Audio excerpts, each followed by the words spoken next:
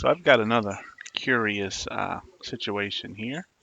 This time, this is a 2006 Dodge Ram, and a customer reported that the theft light kept flashing, and it was having issues, I guess, reading the security.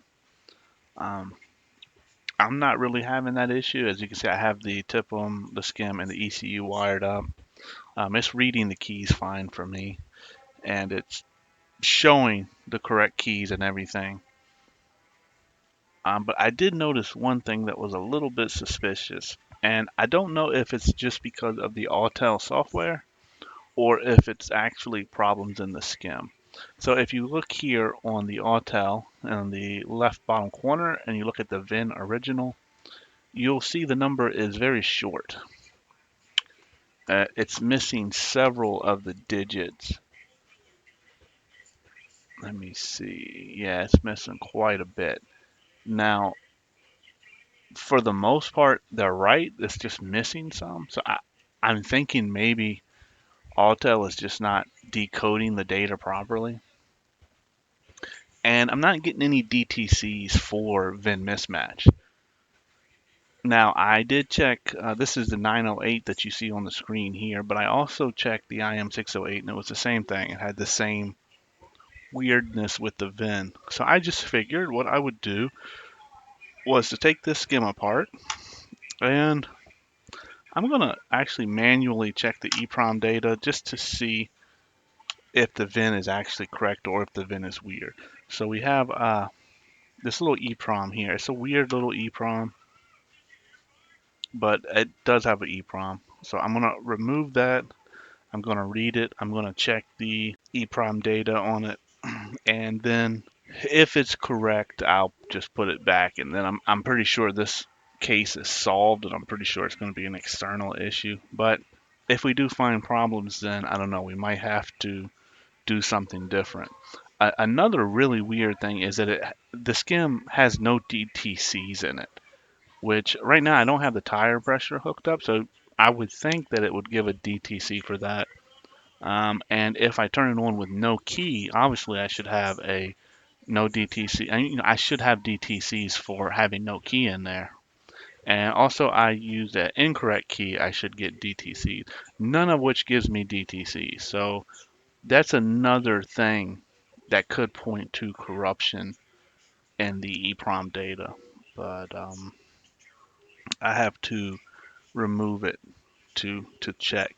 Now I remember AVDI or even the after the clone of AVDI used to could read these through OBD, but I swear I don't have the original AVDI no more, and I had the clone one somewhere, but it's been, I don't know, man, it's been like 10 years since I've used that thing, and I can't quite find I can't find the cable for it. But I guess that's something we don't have to worry about then since I can't find it. But anyway, let me yank this off and let's take a look. Now I think I have some other files we can compare with, but for the most part, we should be able to just look at it and know that it's kind of funky. Now, this is not a typical SWIC 8 EEPROM. It's like a wide TSOP version. So you have to have a special adapter to read it. I'm not sure where that adapter I have is for my Orange 5 or for my X-Pro. But I do have an adapter for my CarPro that I can use, so I might just yank that out. But bear with me here. I'm going to pause this and get everything set up and then pick back up. Alright, so I've got my CarPro set up here. I've got my scope on, and now we're going to remove this guy. If I can find a good pair of tweezers. There's one. Okay, and if we can look, we can see it says L16. So I'm pretty sure that's a 24L C16 or just 24 C16, I guess. Anyway, here we go. Like I said, it's a weird package, so we're going to be using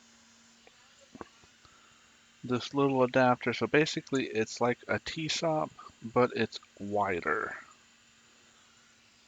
And that's why I did this adapter like this, to where it was very wide. So it does both the normal T-SOP 8s and this T-SOP wide package there.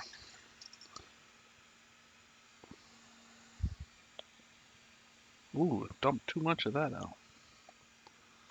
That's my flux, but it's really runny. Dumped way too much out. So I'm just going to touch this up a little bit.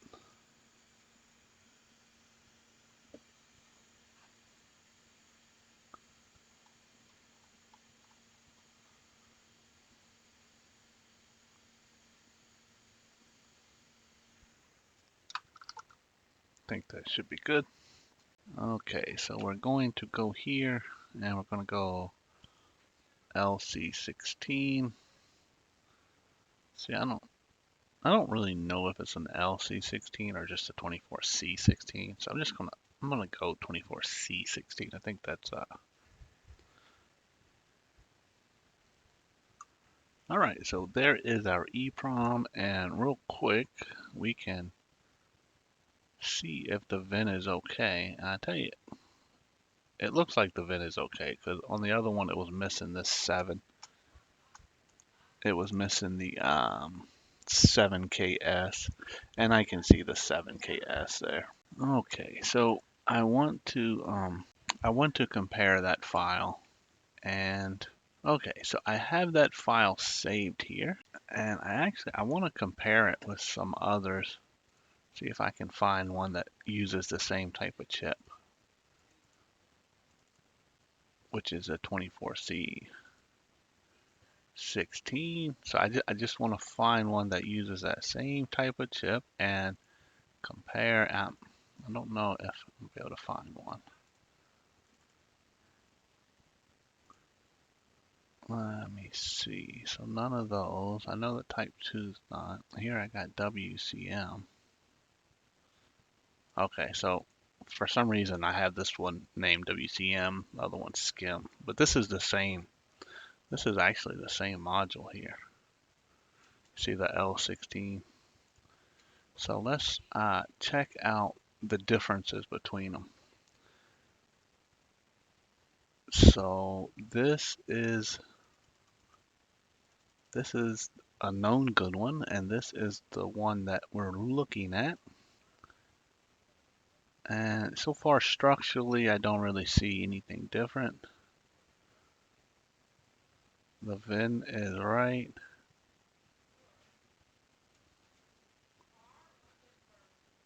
Yeah, I don't know what's going on here in this one, because this one has zero, this one has F's. And here we're missing something, but that could be normal.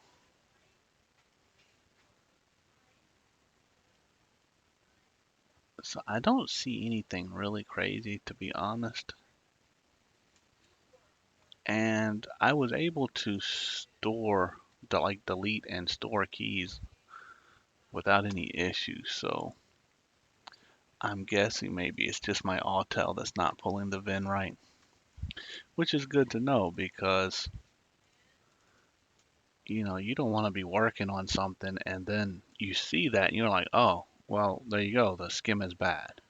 I need to buy a whole brand new skim, because most people won't get into this type of work that I'm doing, but they will see that and think the skim is bad and buy a brand new skim, which is pretty expensive, and replace it, and it's not going to fix your problem because there's nothing wrong with it. So I opened up a different one. I'm really curious about this section right here because I feel like this is a little bit odd, and I really don't know what's going on with the DTCs. I feel like we should be storing some DTCs, and instead of these Fs, I think we should probably have zeros. But in a lot of cases in EEPROM stuff, the zeros and the Fs will do the same function, so kind of hard to blame that for the problem. But we have another one here. It's just a slightly different part number, so let's check this one. Okay. See, this one has data here too. So far, 3 different files all have data here, but this one does not.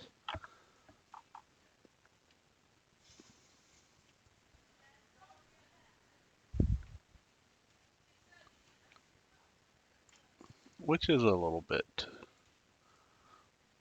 bit weird. Let's check this one. Okay. So one thing that you could do is we could write one of these files to the SKIM and then see if we have DTCs. If we did, then that's pretty much going to guarantee that that's something.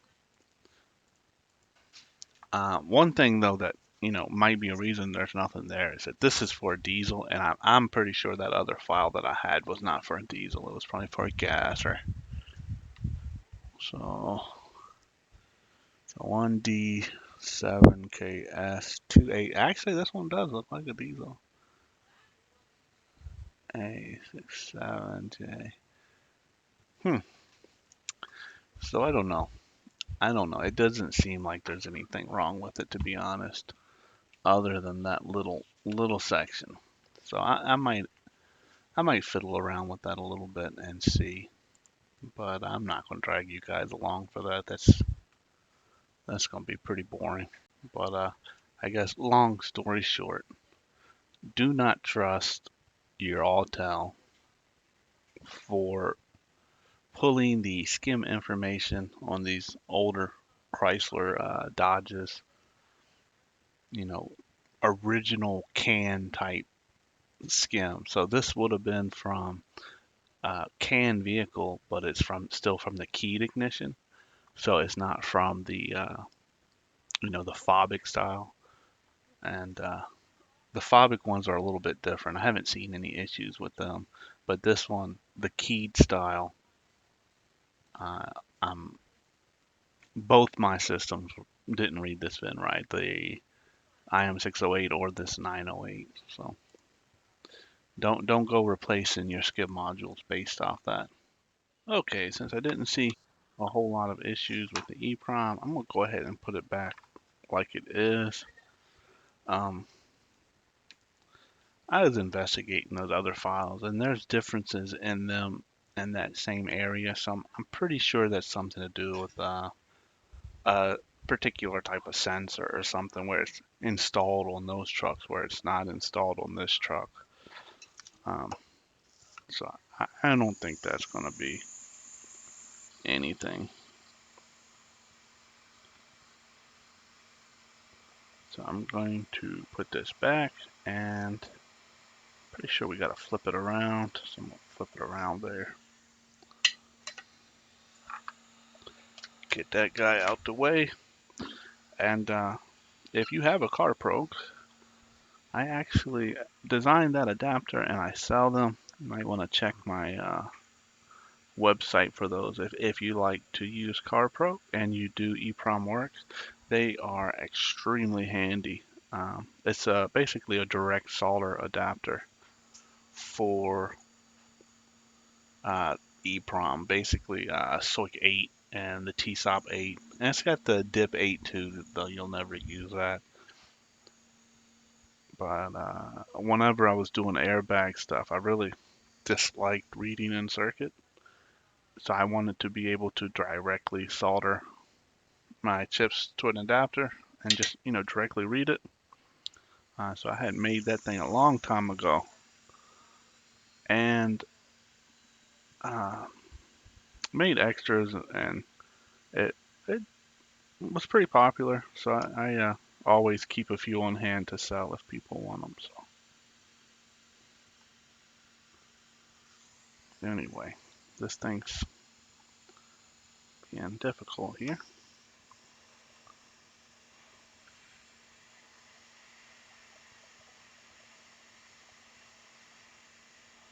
I had my airspeed set up really high. That's probably the problem.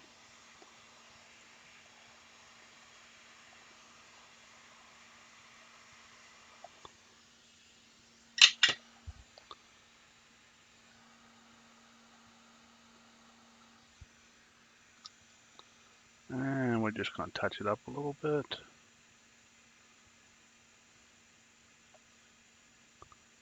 That looks good enough. So let's take a look. I'm going to power everything back up now. Let's take a look and we can try to, I can try to show you what I mean by like there's no DTCs. Okay, so I'm going to power on. I'm going to ignition on, and I'm going to give the sense that this is also on the skim. It's kind of weird how they're set up. We'll have to wait for this to connect. And currently this is in the skim module. The Autel is connected to the skim module. Let me make it a little bit bigger.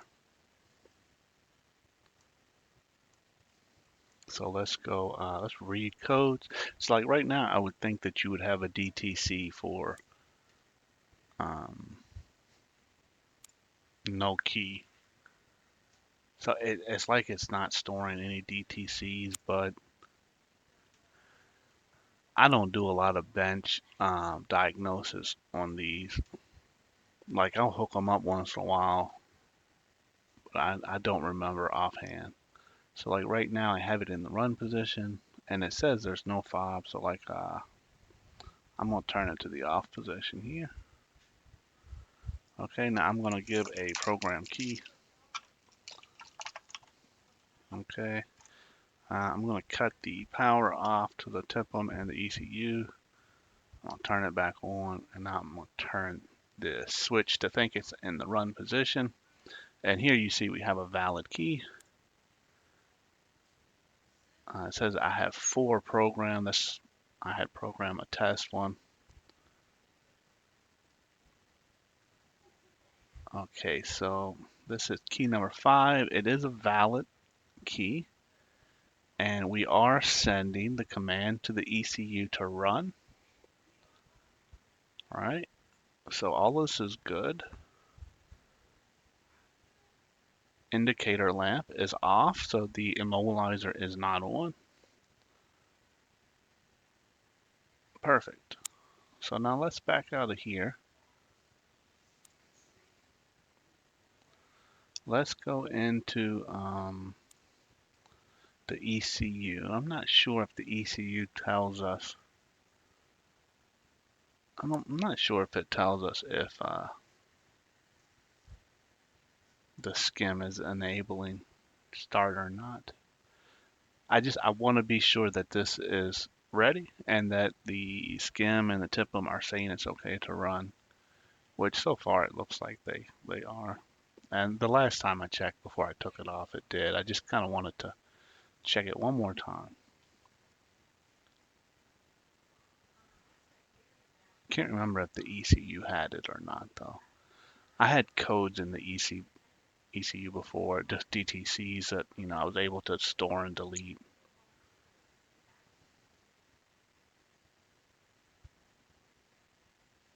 Yeah, this one don't have anything about the skim and the live data. That's okay. Let's check the, I wonder what's in here.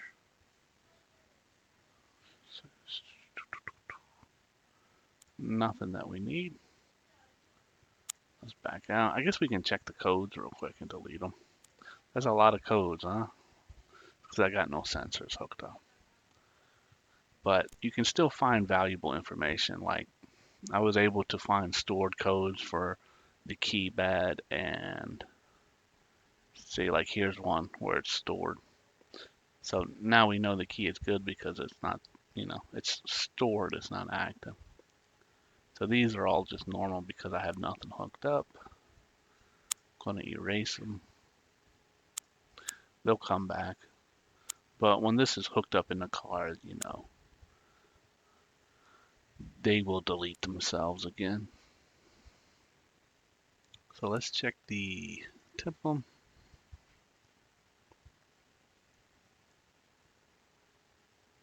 And let's check live data in the TIPM. I didn't check this one before. Maybe this one will have a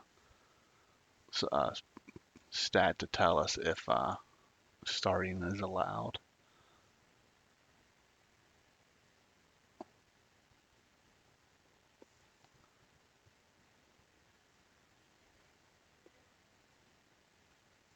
So far, just the skim module told us, but the skim module did tell us it was okay.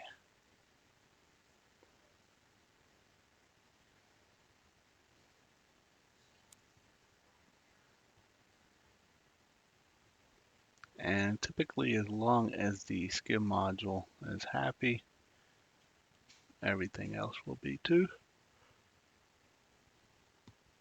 I don't see nothing. Let's check the codes in here.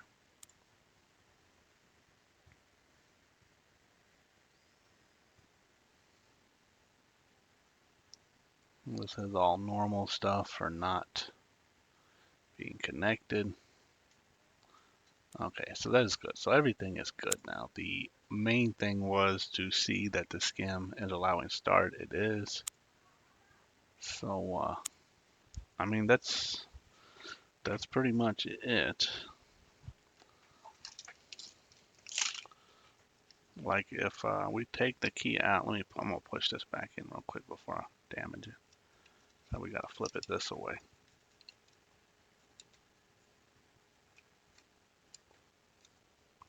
The last thing I will do is I will put no key in, and then we will go check the live data, and you'll see that it doesn't allow the start.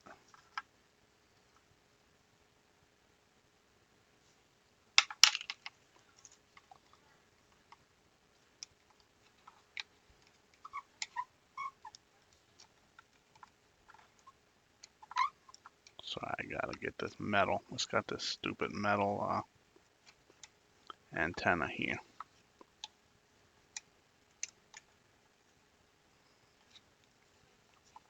For some reason that's a little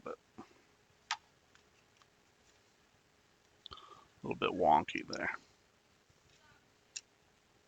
There it goes.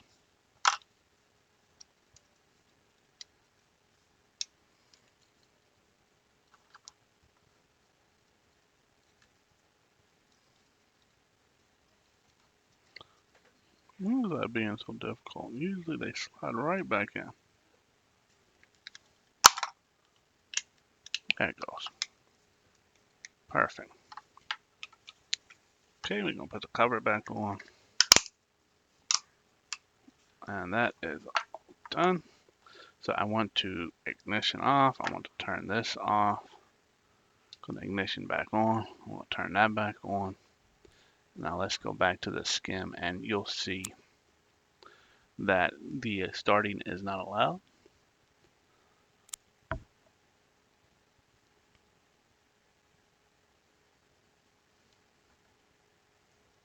Okay, so we have no valid key in the ignition.